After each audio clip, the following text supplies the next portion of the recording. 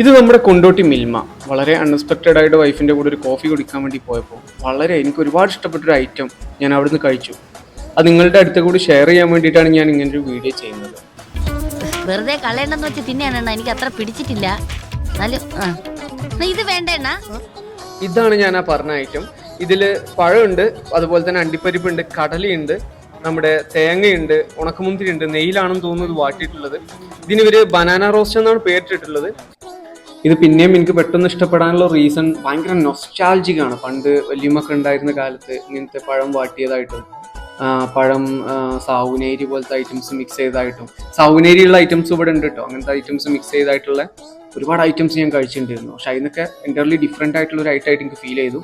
അതുകൊണ്ടാണ് നിങ്ങൾക്ക് ഞാൻ ഷെയർ ചെയ്യുന്നത്. നല്ല ടേസ്റ്റിയാണ്, നിങ്ങൾക്കൊന്ന് ട്രൈ ചെയ്ത് നോക്കാട്ടോ. ഈ പോത്തിനെ ഞാൻ ഇറക്കി വിടാൻ പോയപ്പോ അദ്ദേഹം ഇങ്ങനെ കാണിച്ചിട്ട് വിശക്കണം എന്ന് പറഞ്ഞു. എന്റെ കയ്യിൽ കാശില്ല എന്ന് പറഞ്ഞപ്പോ ഇവിടുന്ന് 50 രൂപ എടുത്ത് തന്നു. 15 രൂപയുടെ കാപ്പി ഞാൻ കഴിച്ചു. ബാക്കി 35 രൂപയുടെ ഐറ്റംസ് ഇതേ കയറ്റിക്കൊണ്ടിരിക്കുന്നു. ഇത് മാത്രമല്ല ഇവരുടെ സ്പെഷ്യൽ കേട്ടോ. ഇവരുടെ സ്പെഷ്യൽ മറ്റു 1-2 ഐറ്റംസും കൂടി ഉണ്ട്. അതും കൂടി ഞാൻ നിങ്ങളെ പരിചയപ്പെടുത്താം. അതേപോലെ ഇവരുടെ സ്പെഷ്യൽ ജ്യൂസുകളുണ്ട്, കേക്ക് ഉണ്ട് ഇവിടെ. പിന്നെ ഈ ആദ്യം കാണുന്ന അവൽ കുഴച്ചതാണ്, രണ്ടാമത് ബനാന റോസ്റ്റ്. ഇതൊക്കെ ഇവരുടെ സ്പെഷ്യലാണ്. അവൽ സാധാരണ നമ്മൾ കുഴക്കും പോലല്ല, വ്യത്യസ്തമായിട്ട് അവർ ചെയ്തിട്ടുണ്ട്. ഞാൻ പറഞ്ഞല്ലോ, ഭയങ്കര നൊസ്റ്റാൾജിക്കാണ് ഇവിടുത്തെ പല ഐറ്റംസ് എനിക്ക് ഫീൽ ചെയ്തത്. അതുകൊണ്ടാണ് ഞാൻ അത് നിങ്ങൾക്ക് വീഡിയോ ചെയ്യുന്നത്. പിന്നെ അതേപോലെ സൗനേരിയുടെ ഒരു ഐറ്റംസ് ഉണ്ടായിരുന്നു, അതുപോലെ വടാ പൊങ്കൽ ടൈപ്പ് ഒരു ഐറ്റംസ് ഉണ്ടായിരുന്നു, പിന്നെ കാടമുട്ട ഉണ്ടായിരുന്നു, ബ്രെഡ് റോസ്റ്റും ഉണ്ടായിരുന്നു. അപ്പോൾ ഇത് നമ്മുടെ കൊണ്ടോട്ടി മിൽമയാണ്. 11 മണി to 4 മണി വരെയാണ് ഈ ഐറ്റങ്ങളൊക്കെ കിട്ടുന്ന സമയം കേട്ടോ. അപ്പോൾ അത് മറക്കണ്ട, എല്ലാവരും പോയി എൻജോയ് ചെയ്തു.